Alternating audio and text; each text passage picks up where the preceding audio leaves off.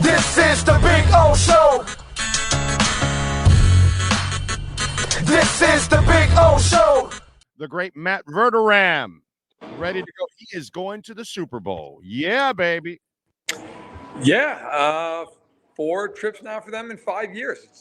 It's been quite a run. It's worked out, and look, they're the underdog again for the 3rd straight week. So we'll see what happens. If you want to be a dumbass and give me points with Mahomes, I'll take it, schmuck. You go ahead. Last week, it was 3. Then when it went to 3.5, I go, no. Let me have that. And then it went to 4. I doubled my bet. And then it went to 4.5, and I tripled my bet. And a buddy of mine actually got it at 5, the son of a bitch, because I would have had more money on. You saw that too? Yeah, there were a couple of books that went to 5 before the game. And I'm like, bro, this is a layup. Let's go, dude. And then the other thing, which I was just talking to David, how the hell do you not stay running if you're Baltimore? I don't know. What was Spags like a really scary kid in Halloween or something? Does he have something in him? Because he scared them right out of the run early on, and I don't know what they saw in that defense, but they were convinced that they weren't going to have success. So somehow or another, let's go attack their strength. It was very bizarre. I mean, the thing that made it so weird to me was a lot of people have pointed out, and correctly, like the Chiefs put 7-8 guys in the line of scrimmage. Teams have done that against the Ravens all year long. I mean, it's not like that's exactly new. The teams have stacked the box against Baltimore and said, look, you're going to have to beat it some other way. And yet, I just think Baltimore panicked.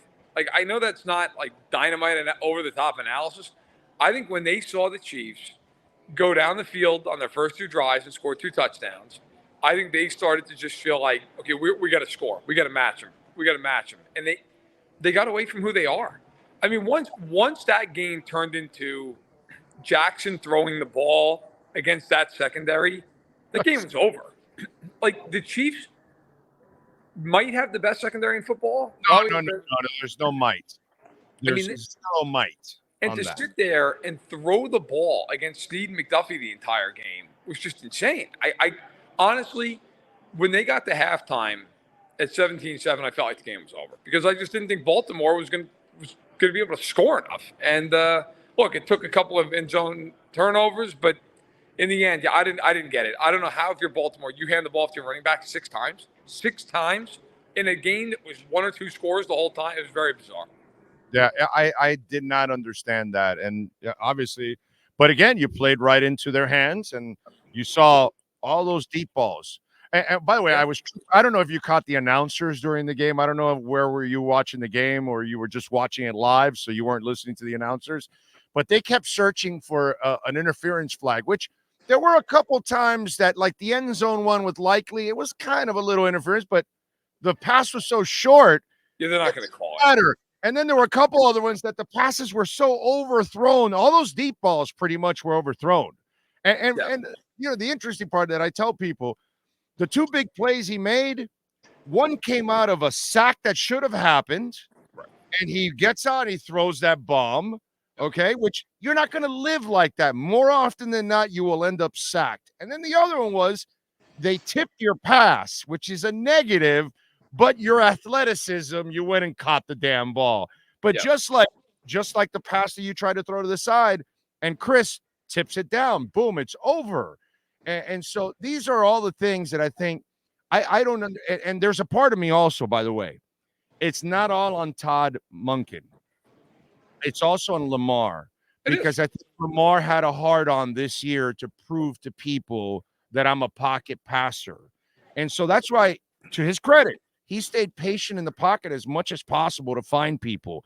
And, yeah, there were times like when our stupid-ass Dolphins, Boyer and Flo for 2 years blitzed the shit out of him. And as I told you last week, Spags needs to blitz the shit out of him. And that's exactly what you got to do because you can't allow him to sit there and think and have 3.5, 4 seconds because any quarterback in the NFL is going to burn your ass if you give him 3.5, 4 seconds. Don't let him think. And to me, that's the problem with Lamar this year. He got away from who he is also. And maybe he's tired of the injuries and the bumps and the bruises, But it's just like Josh Allen. It's the same thing where a lot of us were wrong. Oh, dude, they run Josh too much. That's stupid. Well, guess what? That's the only way he can play because he back there and throw 40 times. If he does, he's going to throw 3 or 4 interceptions. Yeah, look, I mean, in the end, the Ravens are not built to throw the ball 37 times, which is how many times they threw the ball. And if you told me before that game they're throwing the ball 30 or more times, I would have said, oh, they're going to lose. I mean, they're going to lose that game.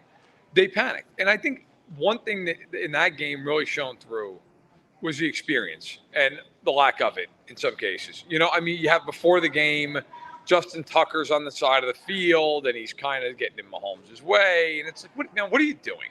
Just go to the other side of the field. Go to where you normally are. Then on top of that, there's 5 personal fouls in the game, all by Baltimore. And a lot of them just dumb stuff. I mean, Clowney could have hit Mahomes, but he leads with the helmet. It's a penalty 10 times out of 10. Travis Jones was like he wasn't thrown out. He basically tried to take his head off. That's 15 yards. Kyle Van Noy, 3rd guy in. You're going to get 15 yards. I mean, Zay Flowers, you push the guy down, you spin the ball in his face. You're going to get flagged. Like, those 5 penalties. The linebacker off, he puts the offensive lineman on his ass. Drills him. Yeah, I mean, and you know what? That to me, that along with the departure from the run game, that was experience.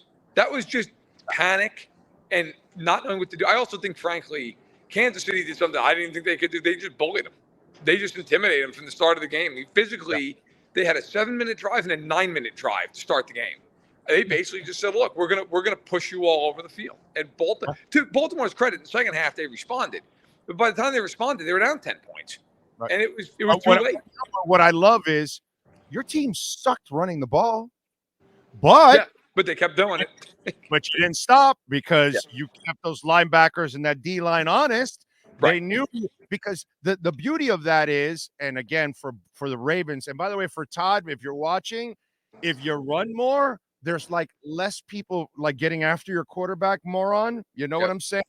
So it's like it's what I was saying before you came on. There's only 2 guys in the league that I would trust and say, you have no running game tonight. You got to sling it 40 times, and it's Mahomes and Burrow, and it ends there. I agree. Now, there's a reason why Burrow gets injured all the time. When you do that, people are teeing off on you, and Andy Reid would not have none of that. You're not just going to tee off on Mahomes. We're not going to tell you, we've abandoned the run and we're just going to pass. And so now everybody's confident, and now they're going to blitz, and they're going to – brother, they were taking shots at Mahomes, but they weren't able to tee off on him. Can you imagine if they would have been able to tee off on Mahomes? There you go. It was a very bizarre game by Baltimore. It was a team that it felt like there was desperation almost from 7-0. I mean, it was just a bizarre game. I mean, you have Gus Edwards rip off a 15-yard run on your second drive. The guy doesn't get the ball again until the 3rd quarter. It was just weird. I mean, everything about it was weird. Quite honestly, Baltimore's lucky they weren't down by a heck of a lot more at halftime. I mean, there's a penalty, which was fine. You know, it's a hold on Smith that comes back. They turn the ball over. Reed's got to take the goddamn field goal, dude. You gotta goddamn field goal. Yeah, I agree. I mean, that game easily could have been 20, 24-7 at halftime, and that game's over. I mean, we weren't even having this conversation. That game's a blowout. It's a runaway. Yeah. But, it's for Baltimore, it's tough. I mean, now you go into the offseason, and you got a ton of free agents. I mean, whether you're talking about Clowney, or you're talking about Matabike, or you're talking about Beckham, or Zeitler, or on and on and on. There's a Geno Stone. It's 7 picks this year. There's a lot of guys who are free agents, and so now you're to a point like if you're Baltimore, that was probably your best shot because now Jackson's contract kicks in. You're paying huge money to him, and you're going to lose a lot of these guys. I mean, you'll keep a few of them, but you're going to lose a lot of them. And you have other guys in that team who are older. Van Noy just had 9 sacks. He's not having 9 sacks again. I mean, you had a year where you got Queen, by the way, is another one's a free agent, Patrick Queen. Like you have another. How many good years out of Marlon Humphrey are left? I mean, how many really good years? It's tough. You're losing a lot of guys. J.K. Dobbins, I have no idea at this point, health-wise, what he can give you going forward. It's been unfortunate, but he's hurt all the time. So if you're the Ravens, I mean, you got listen, they're going to be good, but that team was loaded. And to lose that game and score 10 points, that's a brutal way to end it. Yeah. By the way, they got the Keaton kid that got injured. He'll come back, and that's probably will be Dobbins' replacement. Yeah, I believe he's a 5th rounder, so he's cheap. Yeah, So he was day 3. Yep. Yeah. So that'll help out. Here's the other thing. Okay. So the season started all screwed up for the Chiefs with the offense and frustrations and all that. Now it's turned into a glorious finish at the end.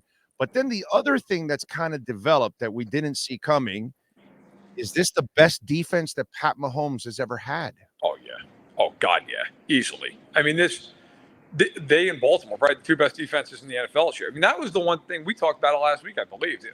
I thought it was really underplayed. I mean, they're number 2 in almost everything defensively this year. Everything. I mean, number 2 in sacks, number 2 in pressure rate. Against the pass, they were number 1 in a variety of categories, or number 2, depending on what you were looking at. And it makes for an interesting game against the 49ers, because quite honestly, I have a feeling in this game, I think the Chiefs are going to do exactly what they did to the Ravens. They're going to put a bunch of guys to the line. They're going to blitz the hell out of Purdy. They're going to put Snead and McDuffie on an island outside. And they're going to say, go ahead, beat us. And, I mean, it's a weird game because you don't think about it. Secondary to do it. That's why they can just match up. They don't care. They can match up with you. They got 3 or 4 corners they trust, 2 of which are all pro-level players. And the most physical secondary in the NFL, by the way. Yes. I mean, Snead especially. Snead basically plays it like it's a boxing match. Ask Tyreek Hill ragdolled. Yeah, so, I mean, that's going to be fascinating because it's weird. Normally, you think of the Niners and the Chiefs, and you think, well, the Niners are the defensive team. And that really isn't the case. I mean, the Chiefs this year have been much more of a defensive team. The Niners are an average defensive team in a lot of metrics this year. I mean, it's been – so you have Mahomes going against the weaker of the 2 defenses, and you have Spagnuolo against Purdy. I mean, for me, if the Niners are going to win this game, Purdy's got to play the best games ever played. Because if he doesn't, they're just going to say, you're not running the ball, and we're going to just tee off constantly. And you're going to have to deal with it. If they win the Super Bowl this year, Mahomes is going to get all the credit, which, listen, that's part of the deal. You get the credit, you get to play him as a quarterback. That defense is the reason they're winning the Super Bowl. I mean, Mahomes has been terrific down the stretch, but that defense is the single reason they're in the position they're in right now. I've already made 3 bets. I took them at 1.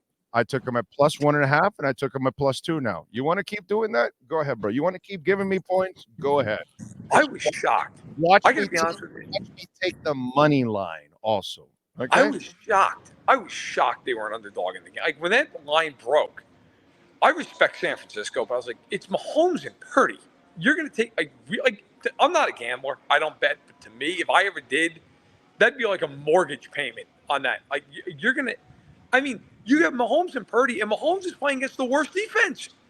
Like, I just couldn't believe. I was like, my God, like, I could see it if it was years ago when they played, Buckner and Armstead and Ford and that whole line with Bosa and Sherman and Jimmy Ward in the backfield. I mean, it's not a great Niners defense. I mean, Armstead's still there. He's not the player he once was years ago. Bosa's an excellent player. The linebackers are very good, and Ward's a very good corner. But like the rest of that defense, you can attack it. You can go after it. And they don't do a whole lot of disguising. They kind of play a very static deep. If Mahomes knows what you're doing, it's over. I mean, he's going to throw the ball over. And I was shocked. I saw that line. I was like, wow, okay. They're underdogs in this game. By the way, Kelsey is playing at an incredibly high level. That catch he made in the middle of the field. It was a sensational throw because he put it where only Kelsey could catch it. But the effort Kelsey made to catch it. Yeah. He's now in that zone too, which is also, scary. Well, so that's going to be cool. Knowing them well. One thing about this game that will be a legitimate factor is they got to the Super Bowl a couple years ago with the chance to repeat, and it was the worst night of their lives. They got blown out. They couldn't block. If you don't think that is in the minds of everybody who played on that football team a couple of years ago. I mean, especially the guys with legacies on it, where they're going to be sitting there going, well, nobody's done this in 20-plus years. Well, we had a shot, and we blew it. I mean, I think of the 4 teams they've played in the Super Bowl, this Niners team is probably the weakest of the 4. I mean, I thought the Eagles were better a year ago. The Buccaneers had Brady. I mean, that alone, they're scarier. And then that first Niners team, that team was a more complete team. That team was ridiculous on defense. Look, I respect this 49ers team. I think they're good, but I just think this might be one of those games where it's a little bit of a buzzsaw. I mean, Kansas City is they're rolling right now. They didn't play well all year long. They're playing well now, and they're just trucking people. Again, it's what we talked about. Teams like this get bored with the regular season, and now that the Heat has picked up the last couple of weeks, that this is what they want. They love this shit. And you know what? I think Kansas City becomes more dangerous now because they're coming off 2 road wins, something they had never done before. So now you're also trying to do something you had never done before, win back-to-back Super Bowls on top of all of that. So you're just fueling this fire for this team. There's now there are carrots dangling in front of them. Oh, you don't think we're good enough? Oh, Vegas doesn't think we're good enough.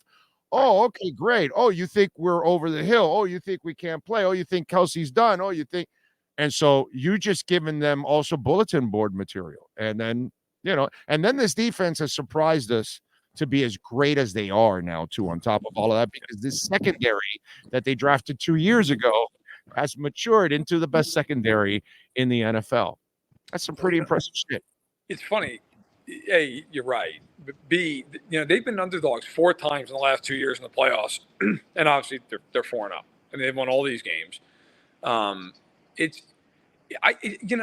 this is more of a gut feel than anything else. I just feel in this game like the Chiefs are going to be motivated to the hilt in this game for all the reasons you just mentioned. But I just think Mahomes, I mean, let's face it, at this point, he's not chasing anybody playing right now. He's chasing ghosts. And to do that, if you repeat, you join a very select few guys who have ever done that. And you join, the obviously Brady, Montana, Aikman, Greasy, Starr, Bradshaw. But in the Super Bowl, the salary cap era, the only guy to ever do it is Brady and Elway. Those are the only 2 guys. I mean, right. Aikman did it 1 year in the cap, 1 year not. But you look at this. I mean, this is just an opportunity. Look, I think it's going to be a good game, but I really do feel like in this game, the Chiefs. Sometimes you just look at a team, and they're just playing their best right now. They're the best they've been right now, and that team. And they get a week off here. Obviously, so do the Niners. But Kelsey get that week of rest. They should get Willie Gay back. That'll be big for the middle of their defense. I mean, it's just they're playing lights out. They're playing great football. What kind of a loss is Charles? Because he had, I believe, 7 sacks in 11 games, so he was a nice little pickup in free agency, dude. Very nice, very nice. It's unfortunate. He was excellent for him. I mean, look, they have depth there. They have Karlaftis and Mike Dan, who I think gets 7.5 sacks this year. He'll play a lot, and they kick Jones outside on 3rd down, so they'll do that. I mean, but is it a loss? He's a loss for sure. I don't expect Tooney to play either. I think Tooney's going to be out for that game. So, they're going to be missing those 2 guys. I think Gay will be back. I don't think anybody else will be missing that wasn't missing in the AFC title game. They got out of that relatively healthy outside of Menahu. But he's a loss. That said, I think one of the strengths, one of the reasons that defense has been so good this year is their depth. They just have so many guys who can come in and play. But he's definitely a loss. He's been excellent for them this season. Okay, before I ask you about the Senior Bowl, one question. And I got to tell you, I forgot the tweets out there. I told you right when it happened. I think you were kind of like talking about the trade a little bit. And I told you Anunoby would be a fantastic compliment to the point guard. It's working out. And in fact, I told you, I think in that same tweet, I told you if the Knicks get one more star, right, they're a contender. Okay? Because I like the big guy. I don't really look at him as a superstar or anything, but I think they need one more star next to him. But let me tell you, Anunoby, brother, that's been a hell of a pickup for you guys. That was a perfect fit, dude. They're 14-2 since that trade, and right now they don't have Randall and Anunoby didn't even play the last 2 games. And since Anunoby, I hope I'm not wrong with this. I think they've won by an average of 19 points per game. I mean, they're just annihilating teams. They killed Denver. They killed Philly. They just beat somebody else the other day. It was pretty – Miami. They beat the Heat in a game that was close to the 4th quarter, and they pulled away. Everybody beats the Heat right now. I know. It is true. It is true. But they'll be fine. The Heat, they'll be a 7 seed. They'll be in the conference final. But it's no, they've been unbelievable. The Knicks have been – I mean, it's the best they've been since the 90s when I was a kid. And they had Ewing and Oakley and Starks and all those guys. No, it's been fun. It's been great. All right. So, what? Anything stand out so far at the Senior Bowl? Yeah, I tell you, I like some of these receivers. I really do. Brendan Rice, Jerry Rice's son, out of USC. He's looked great. He's been good. I talked to him a little bit yesterday. Look, everybody here loves Ladd McConkey out of Georgia. Everybody's obsessed with him. You can see he runs nice shots. I'll tell you what, out of your state, Pearsall for the Gators. He's I led my notebook with he Roman Wilson and Brendan Rice yesterday. Those three Watch receivers. out with those Gator receivers there, Mr. Chief. I know. But he looks great. He's been the best route runner here, him and McConkey. I was impressed by that. And then, I thought the quarterbacks so far, I think, have been so-so. I mean, Penix and Nix. I thought Nix was okay yesterday. Probably the same with Penix. I thought Hartman struggled for Notre Dame. I thought he had a tough day. But, the quarterbacks have kind of been the storyline here, of course, as they always are. And I thought they were okay yesterday. They're actually starting to do team drills now with some of these guys. I'm curious to see how they play today. I'd like to see them pick up their games a little bit. All right. Good stuff. And look at you looking at receivers, knowing that Kansas City's probably going to add one in the draft. There's a ton of them out here. What do you want me to do? I got my eyes. I'll tell you what, on the defensive side of the ball, flip it around. I like Hall out of Ohio State, the D lineman. He put a nasty spin move on a tackle yesterday. I like him. And then the corner, there's a lot of corners actually here, pretty good. A couple of kids out of Penn State. Kalen King, I like him a lot. Dixon's a guy who, I think he needs to be refined. He's overly physical. But if you can work on his feet, I think he could be pretty good as a day 3 pick. And then the kid Cam Hart out of Notre Dame, I like him. Big kid, long. I think he might be a guy who rises during this process. Yeah, and look at you looking at a defensive lineman because, again, Chris Jones. They can draft anybody. I'm trying to cover the whole thing. I know where you're coming from.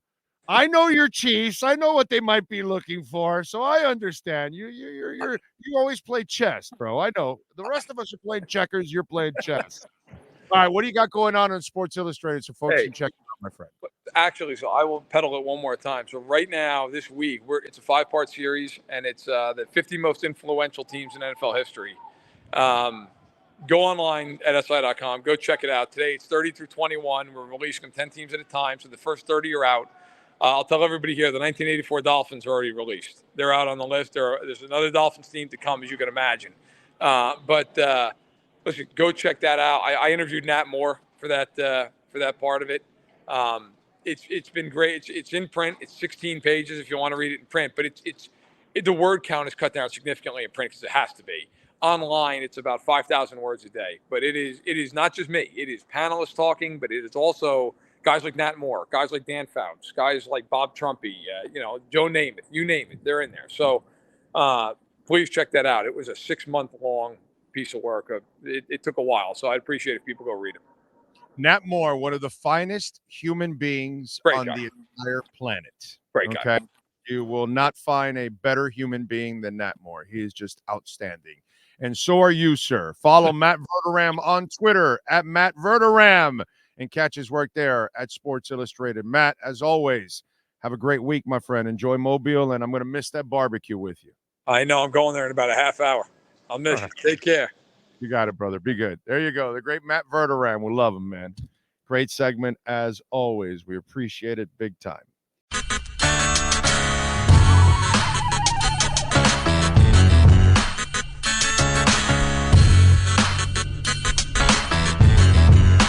This is the